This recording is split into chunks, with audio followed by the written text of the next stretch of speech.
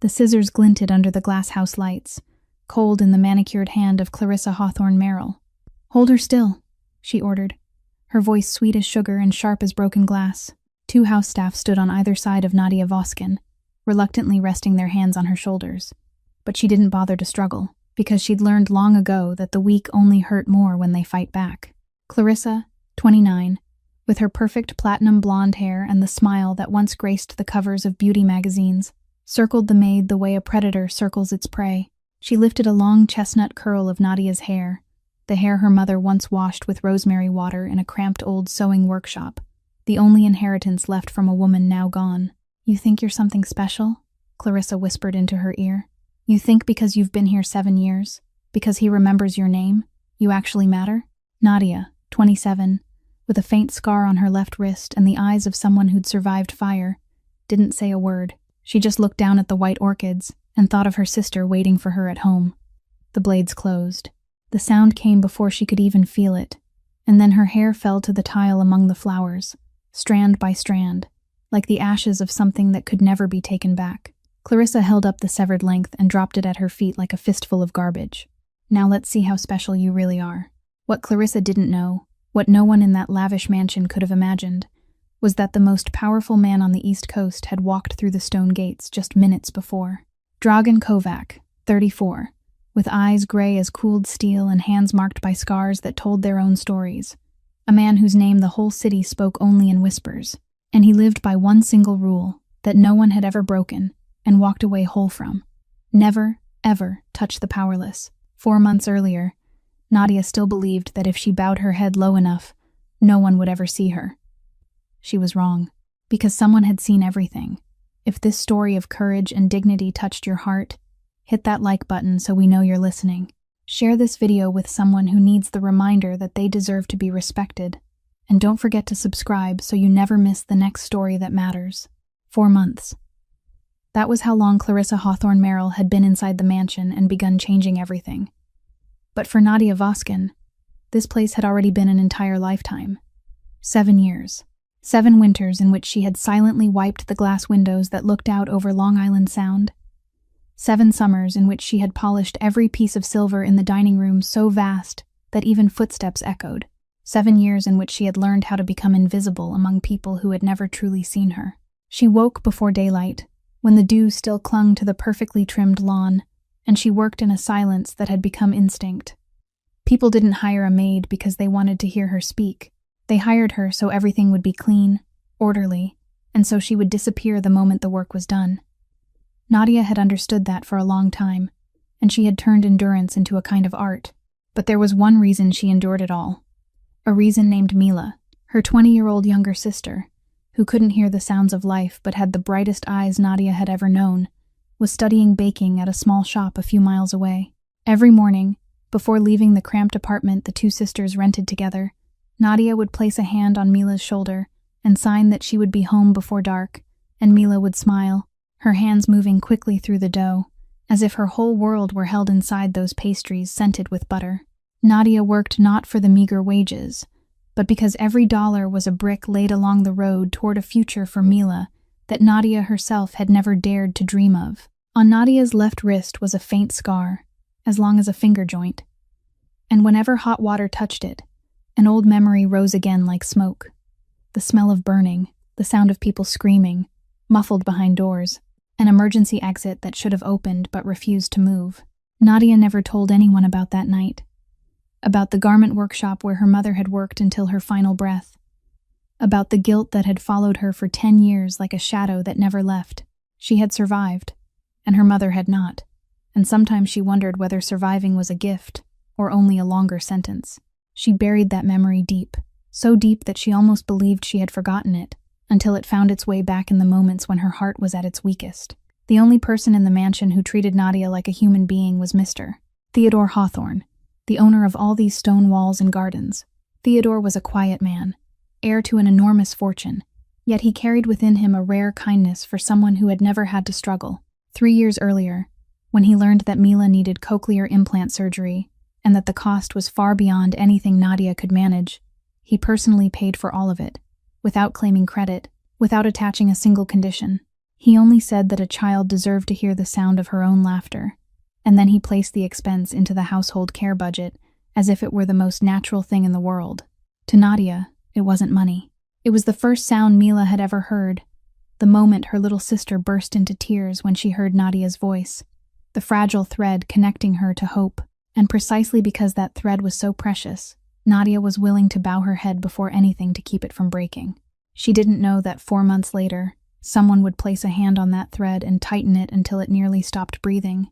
That thread began to pull tight on a late autumn morning, when Theodore gathered the entire household staff in the main hall and announced in a voice overflowing with happiness that he was engaged. The woman who stepped out from behind him was so beautiful that the whole room seemed to hold its breath, her platinum blonde hair falling as if it had been sculpted, her skin flawless, and her radiant smile belonging to someone used to being looked at. Theodore introduced her as Clarissa, a successful businesswoman in the cosmetics industry, the founder of a brand with a name that sounded strangely gentle, Kind Beauty, with millions of followers online and countless interviews praising her as a symbol of elegance and compassion. Nadia stood tucked away at the end of the line, her hands folded in front of her apron, and when Clarissa's eyes moved across each face among the servants, she felt a chill run down her spine without understanding why. That smile was too perfect, too steady, like a painting made to hide something behind the layer of color. When Clarissa's gaze stopped on her for one brief moment, Nadia realized it wasn't warm like the smile at all, but cold and sharp, like someone assessing an object before deciding whether to keep it or throw it away. That unease had no words, only a shape, and Nadia had learned long ago that silent instincts were often the truest ones. Only a few days later, Clarissa began leaving her mark on the mansion like a knife, carving a name into the trunk of a tree. That afternoon, as Nadia was preparing the antique porcelain tea set the Hawthorne family had preserved through 3 generations, a delicate set with indigo blue patterns that had once poured tea for senators and scholars alike, Clarissa entered the drawing room and stopped as if she had just caught an unpleasant smell. She picked up a cup, turned it lightly in her hand, and examined it beneath the light with the expression of someone enduring something distasteful.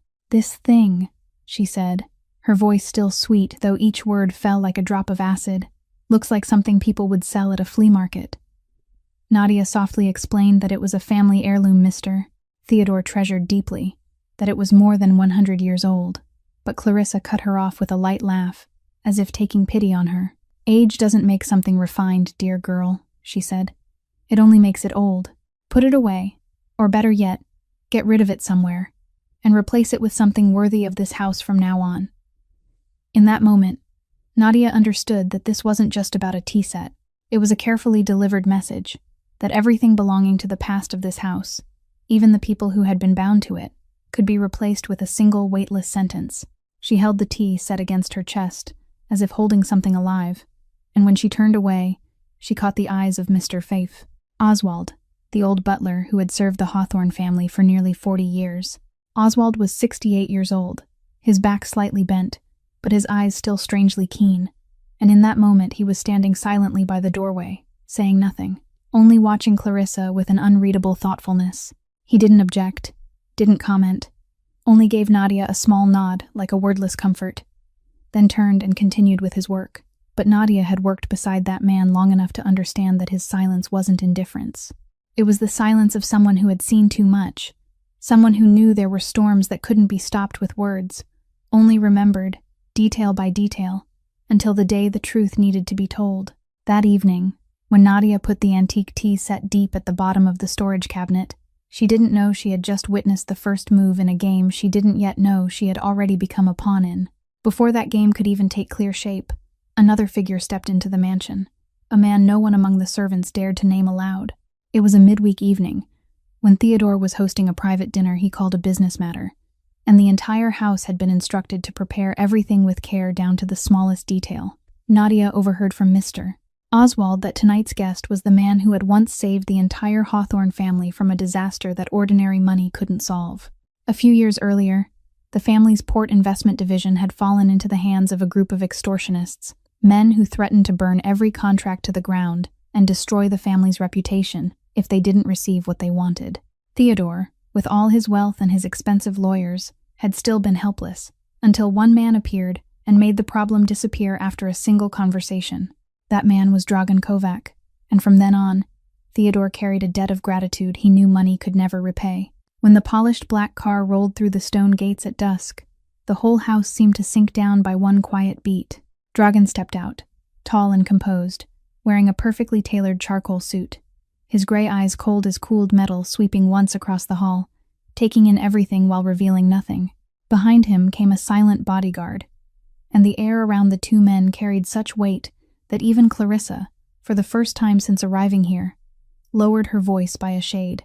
Nadia was assigned to serve during dinner, and she worked with her usual carefulness, moving quietly among powerful people like a weightless shadow.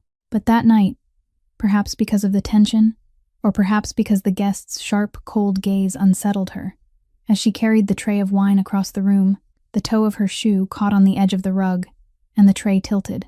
A glass slipped from the tray, fell, and shattered across the marble floor, the crisp sound of breaking glass ringing through the silent room like an accusation. In that moment, the blood inside Nadia seemed to turn cold. She bent down quickly, her trembling hands hurrying to gather the shards of glass, her head lowered, waiting for a shout, an insult, something she had grown far too used to. But what left her frozen wasn't punishment. It was another hand bending down beside her, a large hand with old scars running across the knuckles, gently picking up a shard of glass and placing it on the tray to help her. Nadia looked up, and for one brief instant, she met Dragan Kovac's gray eyes looking straight into hers.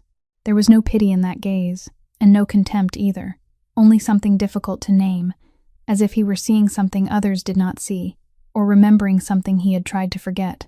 The moment lasted only a breath, then he stood, said nothing to her, and returned to the dinner table as though nothing had happened. Nadia withdrew from the room, with her heart beating wildly, unable to understand why such a small gesture had moved her so deeply. It had been far too long since anyone in this house had bent down to her level. After dinner, as Dragan was being seen to his car, the bodyguard quietly said something about one of the servants having caused a clumsy incident, and Dragan stopped beside the car door, his eyes turning toward the lit windows of the mansion. "There are people who trample the weak because they think they have no one to protect them," he said quietly, his voice low and cold.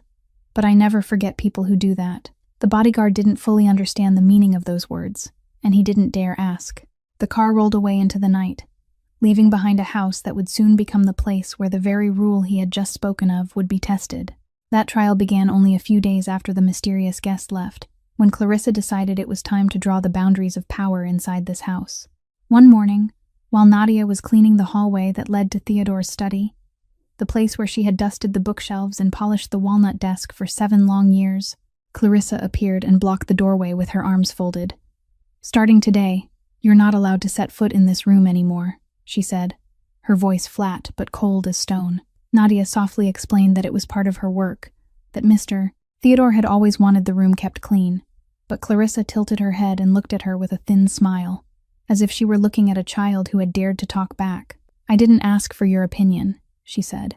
"When I say you're not allowed in, it means you're not allowed in, and the next time you open your mouth to contradict me, you'll learn that in this house, there are people who are allowed to speak, and people who are only allowed to stay silent."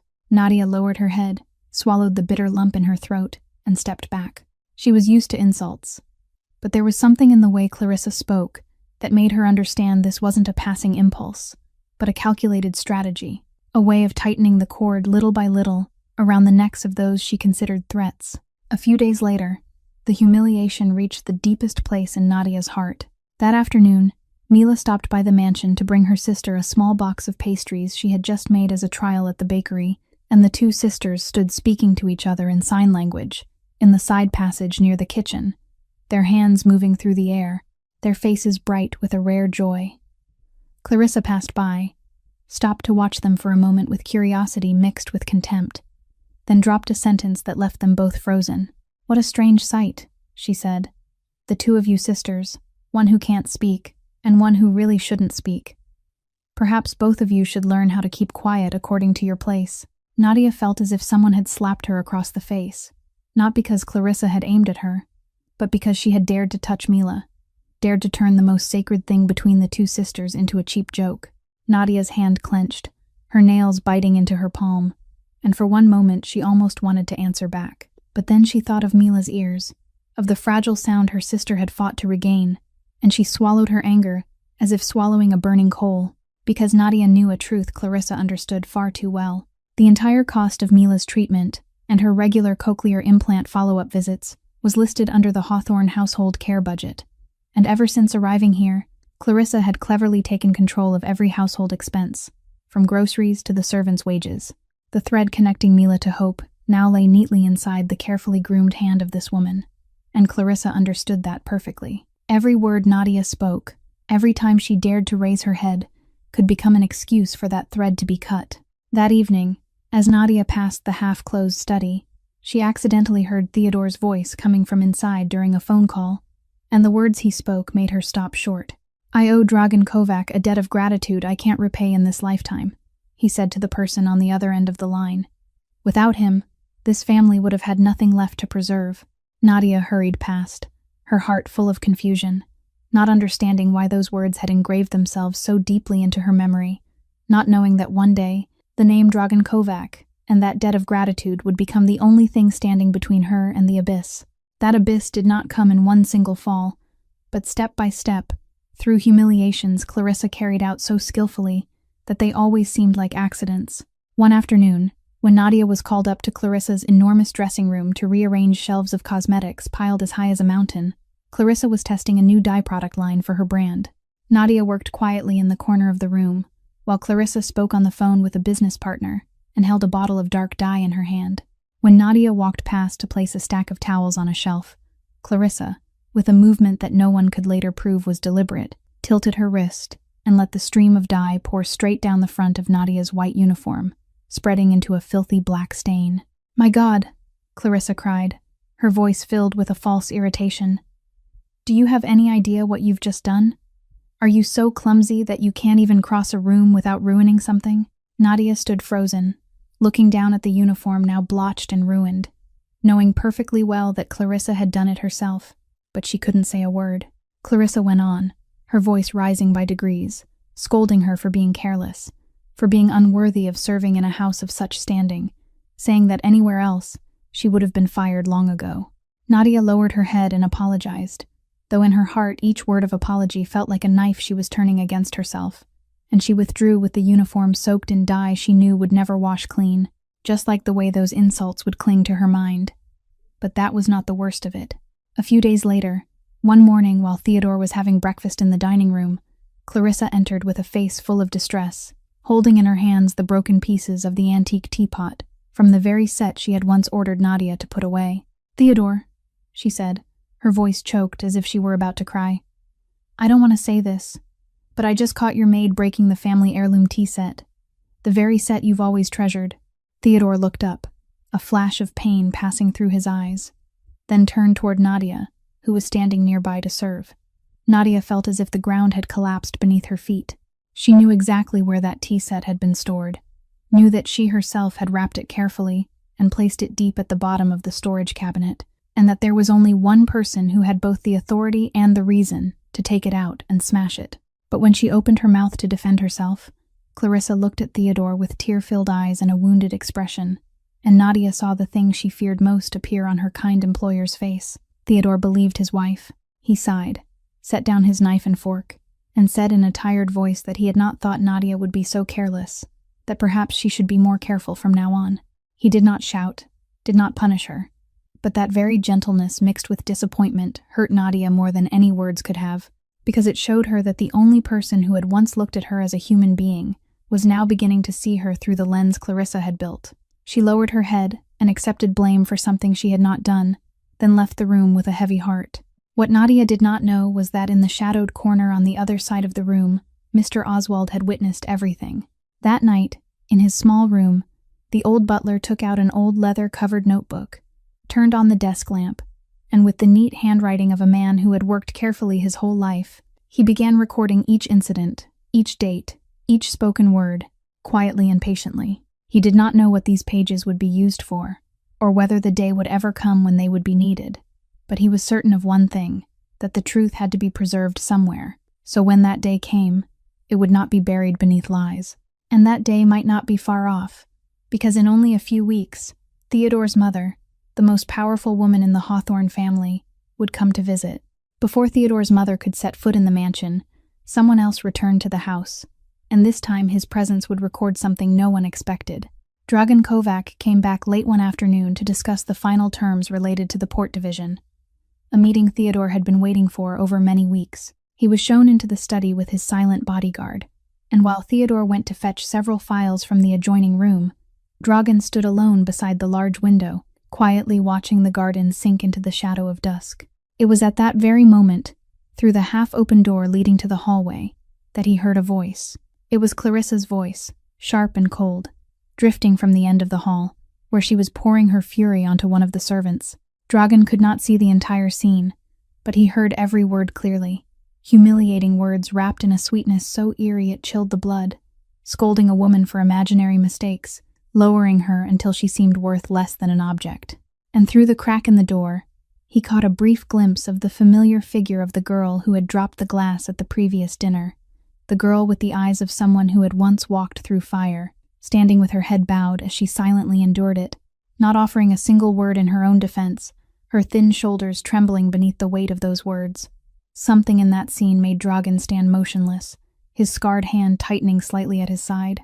He was a man who had witnessed too much cruelty in his life, had faced the most dangerous people without blinking, but the sight of someone powerful, trampling someone weaker, who had nothing with which to defend herself, always awakened in him something primitive, a coldness running along his spine that he had carried for many years. In that moment, the image of the girl standing with her head bowed in the hallway overlapped with another image, faint and distant, the shadow of a woman he had once known, someone he had once promised to protect, but had failed to save in time. He did not allow himself to think too deeply about that memory, because it was a wound he had buried too carefully, but the mere fact that it had risen again was enough to make his jaw tighten. Every instinct in him urged him to step into the hallway, place a hand on that girl's shoulder, and end everything with a single sentence. But Dragan Kovac was not a man who acted on instinct. He lived by his own rules, and one of those rules was that he never interfered in another man's household without a rightful reason, never crossed a boundary before its time. This was Theodore's house, and that girl was Theodore's servant, and though anger was boiling inside him, he forced himself to remain still, quietly observing, quietly waiting.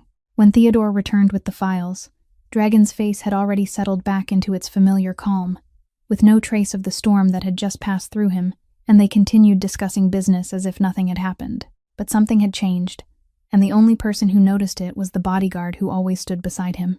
When they left the mansion, after both men had gotten into the car and the stone gate had closed behind them, the bodyguard glanced at his employer through the rearview mirror and noticed that Dragan's gray eyes were staring into the darkness with a cold focus he rarely saw.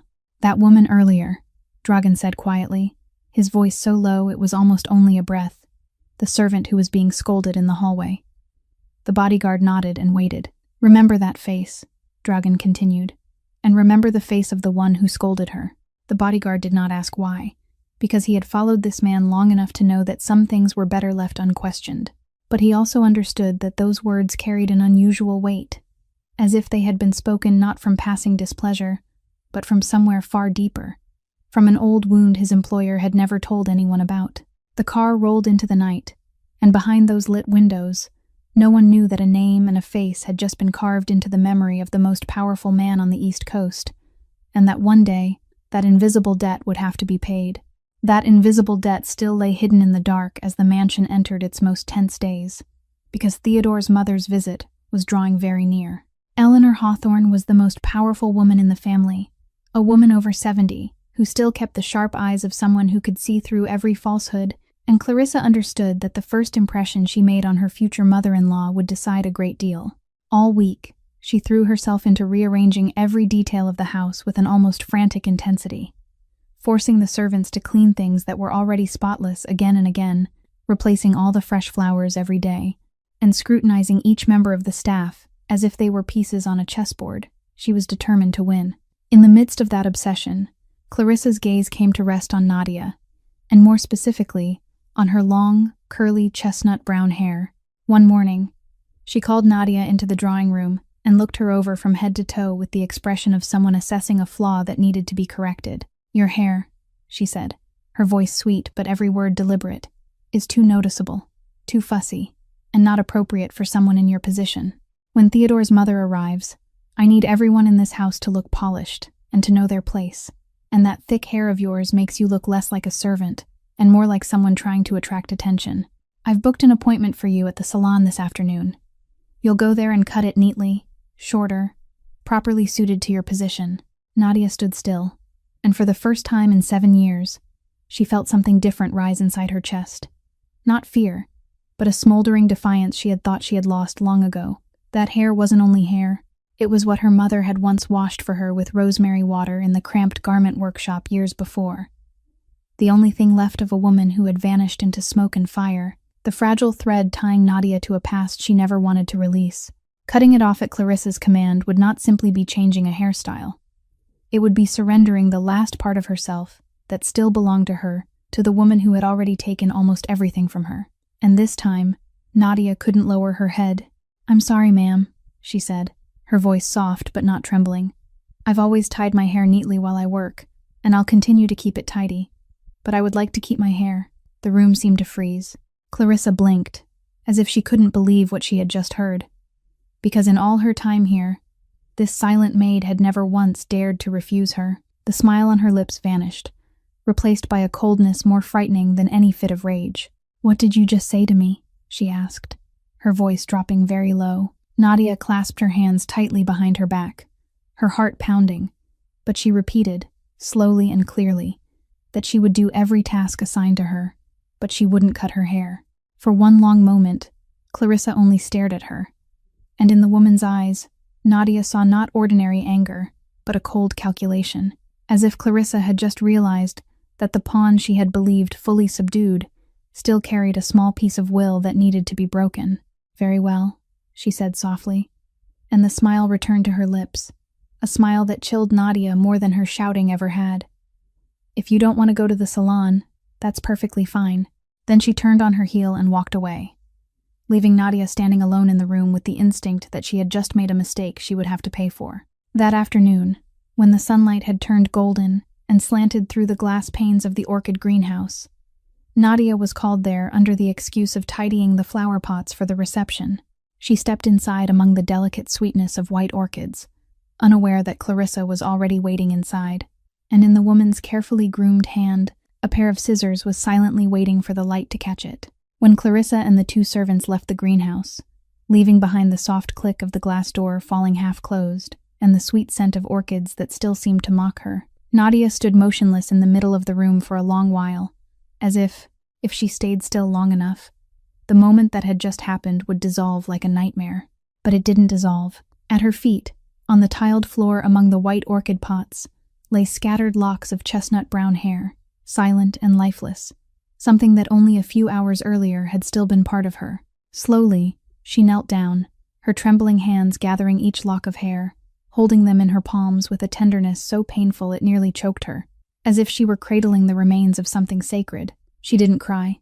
The tears seemed to have frozen somewhere inside her chest, leaving behind only an immense emptiness, the feeling that what had been taken from her wasn't only her hair, but a piece of her soul. She took the broom and dustpan, swept up every strand still left on the floor, then wiped the tiles until the greenhouse looked whole again, as if nothing had ever happened, because that was what people always required of her, that she clean away even the traces of her own pain.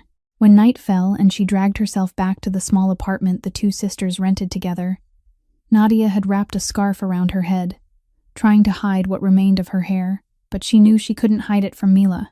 The moment Nadia opened the door, her sister looked up from the table where she was kneading dough for the evening batch of pastries, and Mila's eyes stopped at once. She couldn't hear the heaviness in her sister's footsteps, but she read everything on Nadia's face, in the slump of her shoulders, in the clumsy scarf wrapped around her head. Mila stepped closer, her hands gently lifting the scarf, and when she saw Nadia's hair cut raggedly and unevenly, tears filled her eyes, not from fear, but from a sorrow so deep it twisted the heart. She didn't ask who had done this. She didn't need to ask, because she understood enough about the world her sister lived in to know the answer. Instead, Mila wrapped her arms tightly around her sister, pressing her cheek against Nadia's trembling shoulder, and inside that warm embrace, all the restraint Nadia had held for so long finally broke open into silent tears. The 2 sisters stood there in the cramped little kitchen without a single spoken word, with only the warmth of family saying everything for them. After a while, Mila stepped back, raised her hands, and signed to her sister in the language only the two of them truly understood. Gentle movements, telling her that hair would grow back, that Nadia was still beautiful, that no matter what happened, she would always be there. And Nadia, watching her little sister's small hands move through the air with wordless comfort, felt her heart shatter and mend at the same time. But that night, after Mila had fallen asleep, Nadia sat alone by the window overlooking the empty street, and something inside her began to crack. All her life, she had believed that if she bowed her head low enough, stayed silent long enough, endured enough, then she and the people she loved would be safe. That was the lesson she had learned at 17, the shield she had used to protect herself for all these years. But now, sitting in the dark with her hair taken from her, she began to wonder in confusion whether that shield meant anything anymore, whether her bowed head had truly protected anyone, or whether it had only invited more hands to come and take what remained. She still didn't know what to do. No decision had formed yet, only a vague crack and an unspoken question growing larger inside her. What Nadia didn't know was that the next morning, when she returned to the mansion with the scarf wrapped around her head, Mr. Oswald quietly watched her from a distance, and those old eyes understood everything at once. That night, beneath the glow of his desk lamp, the old butler opened the leather-covered notebook again, added one more line in his neat handwriting, then stopped, set down his pen, and softly whispered to himself that every storm had an end, and that one day everything hidden in the dark would be forced to step into the light. The day when the truth would be forced to step into the light had not yet arrived, but before that, Clarissa's darkness found one more victim, and this time it fell upon a girl still too young to understand why the world could be so cruel. Junie Prell was only 22, a design student at a nearby college who worked in the kitchen of the Hawthorne mansion a few days each week to help pay her tuition. Junie was a bright girl, quick to smile, always carrying with her a clear, innocent optimism that Nadia secretly admired, because it reminded her of herself many years ago, when she still believed that as long as a person worked hard and stayed kind, life would treat them fairly. But Clarissa did not care about anyone's youth or innocence. To her, everyone in this house was only a chess piece that could be sacrificed at any time. And Junie, for reasons no one understood, had fallen into her sights. One afternoon, Clarissa summoned the girl upstairs and pointed to a batch of luxury cosmetics from her own brand. Dozens of products supposedly preparing for launch, now scattered about with damaged packaging and several cracked bottles. "What have you done?" Clarissa hissed, her voice filled with false outrage. "This entire batch is worth more than a full year of your wages, and you've completely ruined it." Junie stood frozen, her face white, stammering that she had never touched that shipment, that she only worked in the kitchen and had never been assigned to organize any of those things. But Clarissa did not give her the slightest chance to explain. She declared that she had seen Junie herself, lingering near the shelves that morning, and that the girl would either repay the full damage, an enormous amount Junie could not have paid even if she worked her whole life, or pack her things and leave immediately with a stained record that would make it impossible for her to find work anywhere else. Junie tried to argue, tears streaming down her face, but the more she spoke, the more she realized she was falling into a trap that had already been set. A trap where truth had no place to stand. She ran from the room in tears, and it was not until late in the afternoon, when Nadia went down to the pantry to gather supplies for dinner, that she found Junie there, curled up among the dim shelves, arms wrapped around her knees, trembling and sobbing like a lost child. Nadia immediately knelt beside the girl, placed a hand on her shoulder, and in the gentlest voice she had, asked what had happened. Junie lifted her head with reddened eyes, and every word she told cut into Nadia's heart like a knife, because Nadia recognized the pattern at once, the accusation built with cruel precision, the threat wrapped in righteousness, the brutality hidden behind a flawless face. Through broken sobs, Junie said she didn't know what to do, that if she lost this job she wouldn't be able to stay in school, that the dream of becoming a designer she had carried for so many years was now falling apart because of one lie told by a woman she had never even done anything to offend. "What did I do wrong, Nadia?" the girl whispered. "I only wanted to study and work honestly." That question, innocent and aching, rang through the dark pantry like a bell striking the deepest place inside Nadia. She wrapped her arms around Junie and soothed the trembling girl. But inside her, something was rising in a rush, a smoldering anger she had held down for so many months, now beginning to boil. She had endured when Clarissa targeted her, had lowered her head when her dignity and even her hair were taken from her, had told herself that silence was the price she had to pay to protect Mila. But now, looking at this innocent 22-year-old girl collapsing beneath the weight of a crime she had never committed, Nadia realized that her silence was no longer only a shield for herself, but had become a curtain allowing evil to keep spreading. Every time she bowed her head, Clarissa became bolder, and this time, the one paying the price was not Nadia, but a young girl who had only just begun her life. Nadia tightened her hold on Junie's hand, and in the darkness of the pantry, she heard another question echo inside her own mind, a question she had avoided for far too long, asking how much longer she could remain silent. That question followed Nadia all the way back to the apartment that night, and when she sat alone by the window after Mila had fallen asleep, it refused to let her go, because it touched a wound she had buried for 10 long years. She sat there in the dark, lifting a hand to touch the faint scar on her left wrist, and like a door suddenly thrown open, the old memory rushed back with all its painful vividness. She saw herself again at 17, standing outside the garment workshop where her mother worked, the cramped workshop on the second floor of an old building where the woman had labored for years to raise her 2 daughters and keep them in school. She remembered the weeks before everything happened, when her mother came home with a tired face and small complaints that Nadia had not paid attention to then. Her mother had once told her that the workshop owner had locked one of the back doors so the workers couldn't sneak outside to rest, that the exit was now always bolted shut. Nadia had been too young then, and a vague uneasiness had flickered inside her when she heard those words. A feeling that something was wrong, that any workplace that gave people no way out was a dangerous place. But she had said nothing. She was only a child. Her mother was the adult. The owner was the one with power and money. And she had told herself that adult matters were not hers to worry about, that perhaps she was only overthinking things, that it was better to stay silent and not cause trouble. She had chosen silence. And then that fateful night came crashing down, the night the fire broke out in the garment workshop, and the door that should have saved lives refused to open. Her mother never came home. Nadia survived only because she had not been in the workshop that night. But from the moment she learned the news, she carried a weight heavier than loss itself. The haunting guilt that if she had dared to speak up, dared to voice the uneasy feeling inside her, dared to ask one question, dared to give one warning, perhaps everything might have been different. For 10 years, she had convinced herself that silence was the safest way to live, that lowering her head would help her avoid disaster. But now, sitting in the darkness with her hair taken from her and the image of Junie trembling in the pantry still branded into her mind, Nadia suddenly saw the bare truth she had avoided for far too long. Her silence at 17 had not saved her mother. It had protected no one. It had only left her to live the rest of her life with a question that would never have an answer. One endless what-if cutting into her heart forever. And now history was repeating itself right before her eyes. The same injustice. The same powerful person trampling the weak. The same silence being used as a shield to protect cruelty. If she kept lowering her head, if she chose silence again like the child she had once been, then the person who fell this time would be Junie. And after Junie there would be someone else, and then someone else again, until no one dared to stand up anymore. She had been silent once, and she had lost everything. She would not be silent again.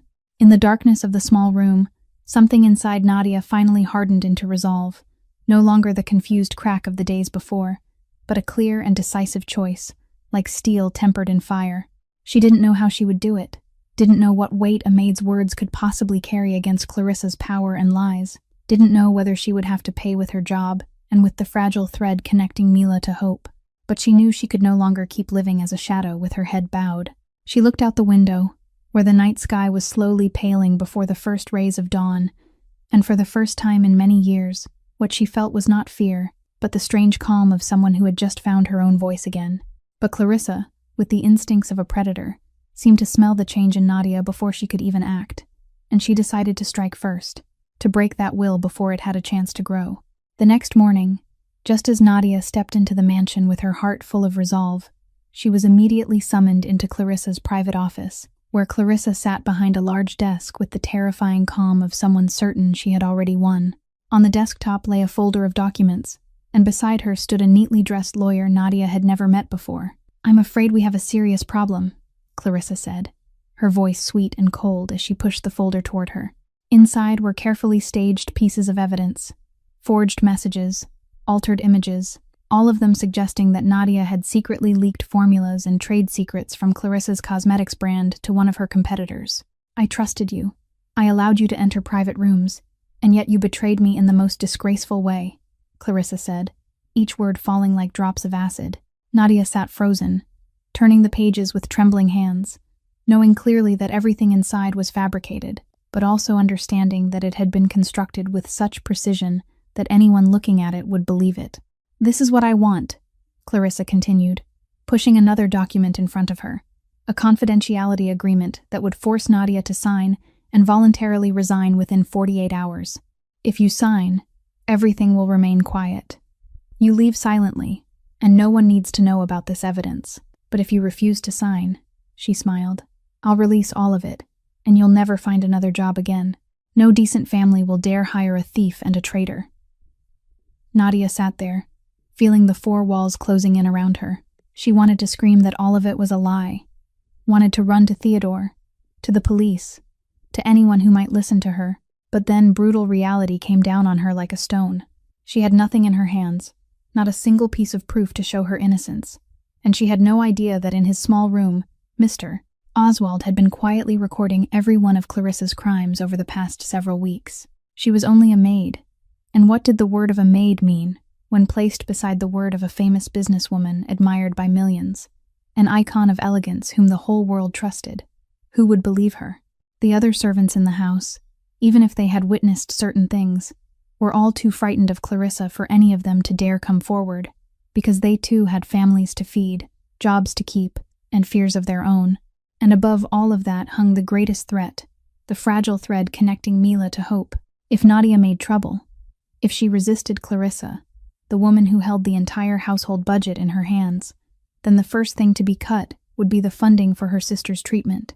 Clarissa understood her trump card very well, and as if to prove that this power was real, she delivered the final blow.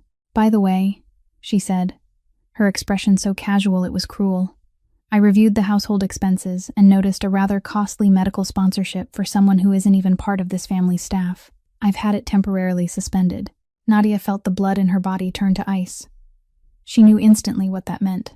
Mila's regular cochlear implant follow-up appointment, the important visit that had been scheduled for weeks, would be cancelled, and without that funding, her sister might lose the necessary care to preserve the gift of sound she had fought so hard to regain. It was not a physical threat, but something even crueler, a dry and cold tightening around the very lifeline Nadia had sacrificed everything to protect. She sat there, surrounded by lies, loneliness, and fear. And for the first time since finding her resolve again, she felt it waver beneath the weight of reality. Every door seemed to have closed in front of her. But in that most desperate moment, when every ordinary escape had been sealed shut, one name suddenly rang through her mind like the only remaining light in the darkness, the name of the only man who had ever bent down to her level, the man even Theodore owed a debt to, Dragan Kovacs. It took Nadia 2 days to gather enough courage to seek him out, 2 days in which she wrestled with her own fear, because going to a man whose name the whole city dared speak only in whispers was a dangerous thing. A maid like her should never even have dared to imagine. But she had no other choice left. Through a few careful questions and with small clues gathered from conversations she had once overheard by accident, she found her way to a quiet restaurant on the edge of the city, a place people said Dragan Kovac often visited. She stood in front of the door for a long time, both hands gripping her old purse tightly, her raggedly cut hair hidden beneath a scarf, and at last she stepped inside. The bodyguard recognized her almost immediately, the face his employer had once ordered him to remember, and after a brief hesitation, he led her to the table in the shadowed corner where Dragan was sitting alone. He looked up at her, his gray eyes showing no surprise, as if he had known this day would come. Nadia sat down across from him, and when she began to speak, her voice trembled but did not stop. She did not ask him for revenge, did not ask him to punish anyone, because she knew those things did not belong to her, and she did not dare dream of them. She only told the truth, the whole truth, about the months of being trampled down, about the tea set she had been falsely accused of breaking, about her hair being taken from her in the greenhouse, about innocent Junie being pushed to the edge, about the forged documents and the forced agreement, and finally, about her sister's follow-up appointment being coldly cut off. She said she had nowhere else to go, that all she was begging for was a job, any honest job, so she could continue supporting Mila and preserve that fragile thread of hope for her. "I know I have no right to come to you," she said, her eyes lowered to her hands. "I'm only a maid, and you're a powerful man. But you were the only person in that house who ever looked at me like a human being, so I risked coming here." Dragan did not interrupt her once.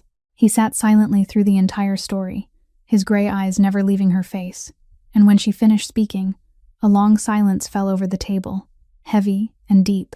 In that silence, something on the face of this weathered man changed, a rare emotion very few people had ever been allowed to see.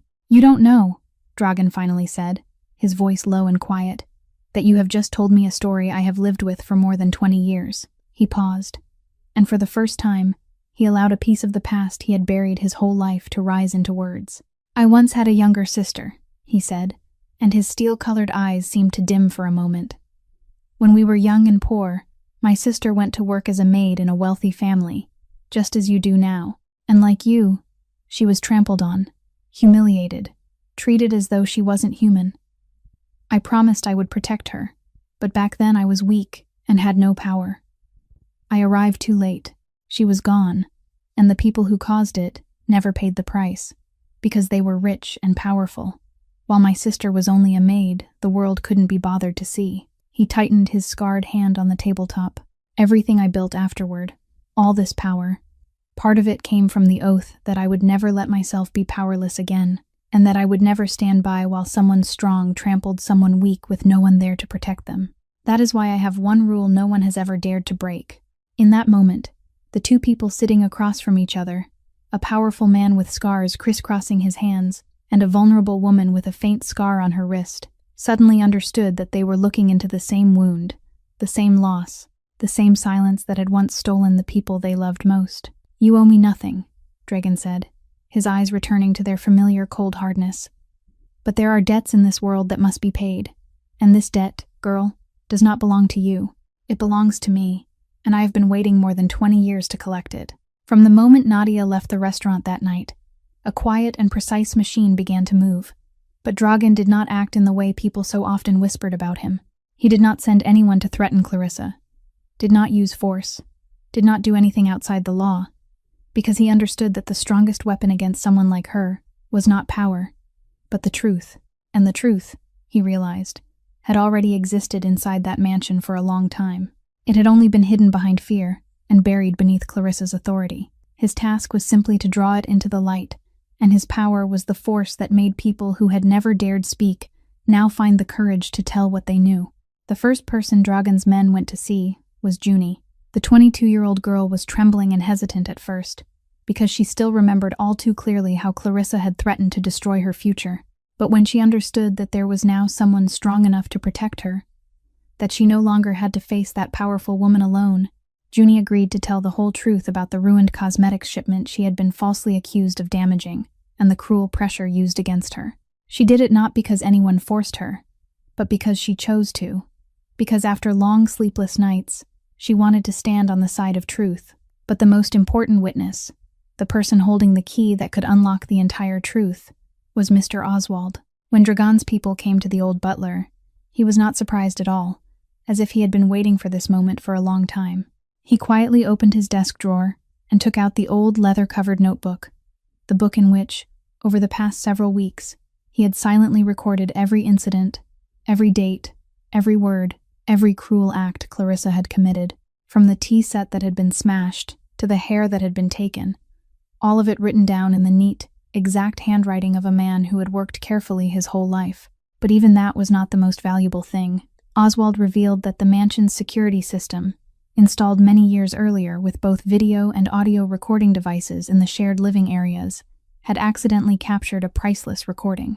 During a moment when Clarissa was so triumphant she believed no one could hear her, she had let slip a boast about staging the entire ruined cosmetics shipment herself, not mainly to blame Junie, but as part of a larger scheme to report fake losses to the insurance company and gain a huge payout for her debt-ridden brand. That recording was the noose that could tighten around Clarissa's neck, and she, with the sharp instincts of someone always on guard, seemed to have sensed the danger. A few days earlier, she had begun suspecting the old butler, the man whose quiet eyes she had always felt could see through her, and she had ordered the technician to erase all data from the security system, under the excuse of upgrading the equipment. Had they been one day late, the most precious evidence might have vanished forever. But Oswald, with the caution of a man who had served the family for nearly 40 years and with the instinct that something needed to be preserved, had managed to back up the entire recording onto a separate device only a few hours before the deletion order was carried out. When he handed that backup to Dragon's people, his aged hands trembled slightly, not from fear, but from relief, because the burden he had silently carried for so many weeks had finally found a place to be set down. Within only a few short days, from scattered fragments, a complete picture of the truth slowly emerged, sharp and impossible to deny. There was Oswald's meticulous journal, Junie's courageous testimony, records of the insurance fraud scheme, and above all, Clarissa's own voice condemning herself. Dragon reviewed everything with cold composure, and he understood that he now held something stronger than any threat.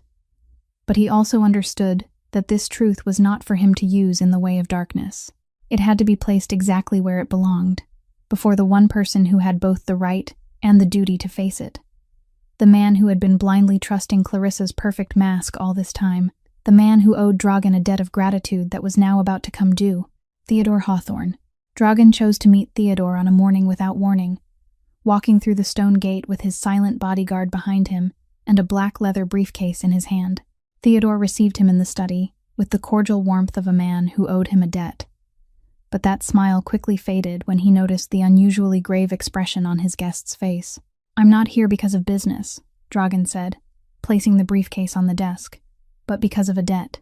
You owe me a favor, Theodore, and today I'm going to collect it, though perhaps not in the way you expect. All I ask of you is to open this briefcase and face the truth you've been closing your eyes to for far too long." Theodore opened the briefcase with doubt in his expression, and what he saw inside made the color drain from his face minute by minute. There was Oswald's journal, filled with familiar handwriting that recorded each incident. There was Junie's written statement. There were records of the insurance fraud scheme. And finally, when Dragon's bodyguard played the recording, the entire room fell silent except for one voice. It was Clarissa's voice, cold and triumphant, boasting with her own mouth about the whole scheme she had staged. Theodore sank into his chair, his hands trembling, and in his eyes, Dragon saw an entire world collapsing. The world of a man finally realizing that the woman he loved was only a perfect mask, hiding a cruelty beyond words. Theodore summoned Clarissa down to the study, and he also called in the household staff, including Nadia, whom Dragon had brought back to the mansion that morning, standing quietly in one corner with the scarf still wrapped around her shorn hair. When Clarissa entered with her usual confident smile, she immediately sensed that something in the air was wrong, and that smile froze when her eyes met Dragan Kovac's ice-cold face and the open leather briefcase on the desk. "Explain this to me," Theodore said, his voice choked but steady, and he played the recording again. When her own voice rang through the room, accusing her of every crime she had thought perfectly hidden, Clarissa's face went through a frightening transformation. The elegant mask she had worked so hard to build began to crack, then shattered completely. Instead of weeping or denying guilt as she always had before, something inside her broke, and her cornered arrogance erupted into a rage she could no longer control. "So what?" she hissed, her voice warped and stripped of every trace of sweetness, her beautiful face now twisted with fury. "Yes, I did all of it, and I would do it again if I had to, because that's how this world works. People like that maid and that little kitchen girl were born to serve, to lower their heads, and if they dare forget their place, they deserve to be punished. Do you think you're so noble, Theodore? You're nothing but a weak, blind man, too foolish to see what was right in front of you." Each confession spilling from that frenzy was like another final nail she hammered into her own coffin, and everyone in the room stood frozen, witnessing Clarissa's true self finally exposed beneath the light. In desperation, she signaled to the private guard standing near the door, the man who had followed her to the mansion, and for one moment, the air in the room grew thick with tension as the large man stepped forward.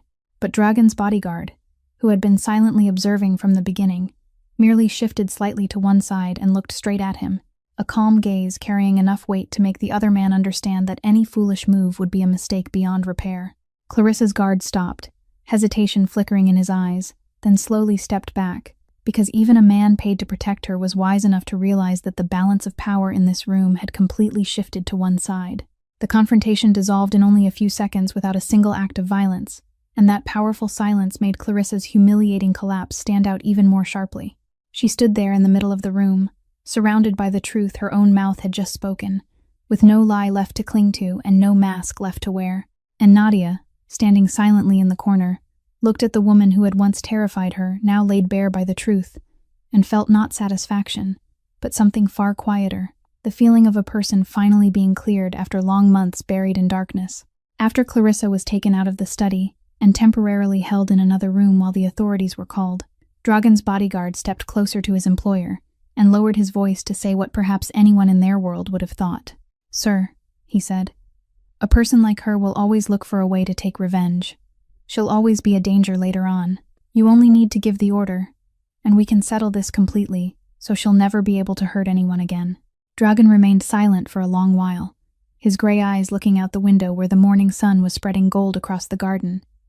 And when he spoke, his voice was calm but so decisive that it allowed no argument. "No," he said, "we won't do that." The bodyguard looked at him in surprise, because in all the years he had followed this man, he had rarely seen him refuse to remove such a clear threat. Dragan turned to look at him, and on that weathered face was a firmness that came from the deepest place in his soul. "If we do that," he said slowly, "then how are we any different from her? She tramples the weak because she believes power gives her the right to decide other people's fates, that the strong can do anything they want to the weak without paying the price. If I use my own strength now to deal with her in the shadows, then I'm speaking the same language she speaks, the language that killed my sister all those years ago. No, for some people, the most frightening punishment isn't disappearance, but being made to stand in the light and let the whole world see who they really are. Let the law do its work, and let shame do the rest. That is the punishment someone like her fears more than anything else."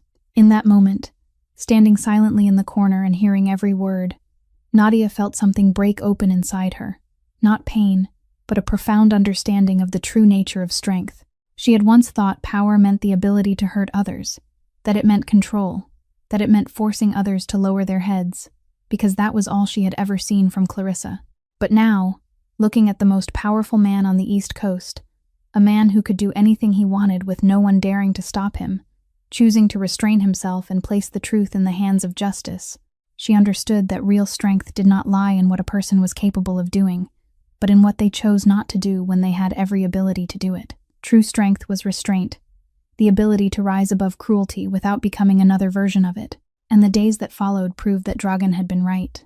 The authorities stepped in, and the undeniable evidence quickly led to Clarissa being charged with a series of offenses, from conspiracy to commit insurance fraud to assault and coercion of servants. But the hardest blow against her did not come from the court. It came from the very world she had worshipped all her life. When the story broke, the recording and the details of her true self spread across social media at dizzying speed, and the very platform that had once praised her as an icon of elegance now turned its back on her without mercy. The brand of kind beauty, the name she had used to build an entire false empire, collapsed in only a few days. Partners withdrew one after another, and millions of people who had once admired her were now furious at the hypocrisy laid bare before them. The woman who had lived for the glow of fame was now burned alive by that very glow, and the shame Dragan had spoken of turned out to be the heaviest sentence of all, a sentence no prison cell could match. Clarissa Hawthorne Merrill, the woman who had believed beauty and power allowed her to stand above every other human being, was finally brought down not by violence, but by the very truth she had tried to bury. When the storm named Clarissa had passed, the Hawthorne mansion slowly found its breathing again. But it was no longer the same place, because what had just happened had changed everyone who lived within it, and the person who perhaps changed the most was Theodore himself. The first thing he did was completely clear Junie's name. He summoned the 22-year-old girl, personally apologized to her for everything she had been forced to endure, removed every baseless accusation that had once hung over her head, and not only kept her job for her, but also established a scholarship fund to help her finish the design program she had left unfinished, as a way to make amends for the fear she had carried. Junie burst into tears, but this time they were tears of relief. And when she found Nadia to thank the woman who had not abandoned her in that dark pantry, the two of them held each other. Two people who had once stood at the edge of the abyss now stepping back into the light together. But for Nadia, the thing that moved her most came one afternoon when Theodore called her into the study, the very room he had once allowed Clarissa to forbid her from entering. He stood when she stepped inside, a small gesture but one filled with meaning, because no employer had ever risen before a servant. "Nadia," he said, his voice thick with remorse, "I owe you an apology I don't know how to make fully enough. All this time, you were being trampled on under my own roof, stripped of both your dignity and the most sacred things that belonged to you. And yet I chose to close my eyes. I saw the signs. I sensed that something was wrong. But I chose to believe what was easier instead of the truth. Because facing the truth meant I would have to admit I had been wrong. I chose peace over justice. And that cowardice of mine made you and the others pay the price." Nadia stood silently and listened, and something inside her both ached and was soothed, because this was the first time in 7 years that someone in Theodore's position had admitted that she, too, was a human being worthy of respect. But Theodore did not stop at words, because he understood that apologies meant nothing if they were not accompanied by real change. He told her that he wanted her to become the new house manager of the mansion, succeeding Mr. Oswald when the old butler retired, not as a reward, but because he believed no one understood better than she did how a house should be run, so that no one ever had to live in fear again. And he wanted her to help him rebuild everything from the roots. Together, they would establish an entirely new process to protect the people who worked in the house, an anonymous reporting channel where anyone could speak up about injustice without fear of retaliation, an independent representative to defend workers' rights, and regular meetings to listen to the voice of every person in the household, even the least powerful among them. Nadia listened, and she did not hurry to accept at once. Instead, she looked directly into Theodore's eyes, and with a calm she had never before dared to possess, she said she would take on this responsibility only if those changes were real and lasting, not merely a way to soothe his conscience for a little while. She said she had witnessed too much to believe in easy promises, that a house was not measured by its luxury, but by how it treated the most vulnerable people living inside it. Theodore nodded, and in his eyes, Nadia saw not the condescension of a master granting favor, but the sincere respect of a man who had finally understood the true worth of the person standing before him. That day, the woman who had once been an invisible shadow quietly cleaning the hallways of this house walked out of the study with her head no longer bowed, but held high, not because she had gained a position, but because she had reclaimed the most precious thing people had once tried to take from her, her own dignity.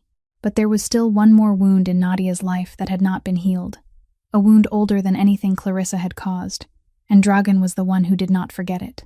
On the night Nadia sat across from him in the restaurant and poured out the whole story of her life, she had unintentionally mentioned the garment workshop fire from years before, the mother who had vanished in smoke and flame, the emergency exit that should have saved lives but had been locked tight instead. At the time, she had spoken of it only as part of the pain that had shaped who she was, expecting nothing from it. But Dragan had listened and remembered every detail, because to a man who carried the torment of a loved one who had never received justice, no injustice was too small to ignore. Quietly, without making Nadia a single promise, he set his network to retrace a case that time and power had buried for 10 years. What they uncovered slowly revealed a truth the victims' families had never known. The old records showed that the fire had been investigated carelessly and then closed quickly, ruled an unfortunate accident, with no one held responsible. But behind that rushed conclusion was a truth that had been hidden. The garment workshop owner, to save money and control his workers, had ordered the rear emergency exit locked, turning it into a death trap on that fateful night. And when disaster struck, instead of facing the consequences, he used money to silence those who could testify, bribed those responsible for the investigation, and made the whole truth about the locked door disappear from the official records. For 10 years, the families who had lost loved ones had lived believing it was only an unavoidable accident, never knowing that their loved ones might have survived if not for one man's greed and cruelty. When Dragan had those pieces of evidence in his hands, once again he did not choose the path of darkness. He did not go after the workshop owner for revenge, though he absolutely could have. Instead, he handed the entire file to an upright lawyer, famous for never backing down before power or money, someone he trusted to pursue justice to the end. The case from years before was reopened, and this time, under the light of new evidence and the persistence of a legal machine that could not be bought, The truth was finally exposed. The workshop owner had to face the law for what he had done and concealed, and the victims' families, after 10 long years of living in the darkness of misunderstanding, finally received the acknowledgement and compensation they deserved. When Nadia heard the news, she stood motionless for a long time, and then the tears she had held back for 10 years simply rolled down her cheeks. These were not tears of pain, but of deep release, because at last, after all those years of carrying the guilt that if only she had spoken up, she realized an important truth. Her mother's death had never been her fault. Not the fault of a 17-year-old girl with a vague, uneasy feeling. It was the fault of a man who had chosen greed over human life, and of a system that had chosen silence over truth. For years, she had punished herself for a sin that had never belonged to her. And now, as justice finally found its way to the light, the invisible chain that had bound her heart for a full decade was at last undone. She visited her mother's grave on a windy afternoon, placed a bundle of rosemary there, the plant that carried the scent of the hair her mother had once washed for her, and she sat there for a very long time, quietly telling her mother that the truth had finally been brought to light, that the people who caused this had paid the price, that her mother could rest now. For the first time since that terrible night, Nadia felt she could take one deep breath without being strangled by remorse, and she understood that speaking up, no matter how late it came, still had the power to mend what silence had broken. 6 months later, on a spring morning when golden sunlight spread across the little street, a new door opened in a modest neighborhood where many immigrant working families lived. It was not a magnificent building like the Hawthorne mansion, only a humble house renovated with part of the compensation Nadia had received. But to her, it was more precious than any luxurious estate, because it carried a sacred name.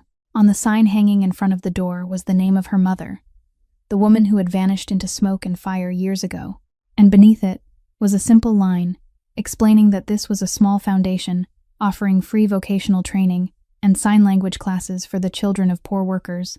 For children and people the world often treated as invisible, Nadia had poured into this place everything she had once longed for when she was still a girl with her head bowed, cleaning cold hallways in silence, a place where anyone who stepped inside would be seen as a whole human being, given the opportunity and dignity she herself had fought so long to reclaim. Mila stood beside her sister on opening day, her face radiant with pure happiness, because now she was no longer only a girl learning to bake, but would become one of the first instructors, teaching sign language to children who were like she had once been, so that no one would have to grow up inside the loneliness of being unable to connect with the world around them. And then, amid the small crowd gathered in front of the door, a familiar car quietly stopped, and Dragan Kovac stepped out. He came without display, without a grand entourage, simply a man in a dark suit who had come to witness something good being born from the very truth he had helped bring into the light. Nadia stepped forward to greet him, and between them was a deep understanding that needed no words. The understanding of two people who had carried similar scars and had together turned pain into something meaningful. Mila moved closer to the man who had silently changed both sisters' lives, and with her hands, she slowly signed the words "Thank you," her eyes shining with sincere gratitude. Dragan looked at her for a moment, and then something happened that surprised both Nadia and Mila. That powerful man with the scarred hands, a man who had never studied this language before, awkwardly lifted his hands and tried to sign a reply, the movements clumsy and imperfect, yet filled with such sincerity that Mila burst into laughter, and Nadia's eyes filled with tears. In that small moment, there was no power, no status, no distance between wealth and poverty. Only three human beings connected by the most universal language of all: respect and kindness. The story of Nadia Voskin ends there, not with a fairy tale wedding or a perfect ending, but with something even more beautiful. A person who had been trampled to the very bottom standing up, reclaiming her dignity, and then using what she had learned to light hope for others. And if there is one lesson that remains from this story, it is that a person's dignity has never been decided by the work they do, by the money they have, or by the position they hold in the eyes of the world, but by the respect each of us deserves to receive and deserves to offer one another. Silence in the face of evil has never been safety. It is only a curtain that allows injustice to keep spreading. And sometimes, the courage of one small person to raise her voice can change things that once seemed impossible to change. True strength does not lie in the ability to hurt others, but in restraint, in compassion, and in choosing what is right, even when we are fully capable of doing the opposite. Hair will grow back, but dignity, once we have reclaimed it, will never again be something we allow anyone to cut away. If this story has touched your heart in any way, please subscribe to our channel, hit like, and share this video so you can listen to many more meaningful and compelling stories every day. We would truly love to know how you feel about Nadia's story. What part of her journey moved you the most? So please don't hesitate to leave a comment and share the feelings from deep within your heart, because every word you write is a precious source of encouragement for us to continue bringing you stories that touch the soul. Thank you for listening until the very last moment.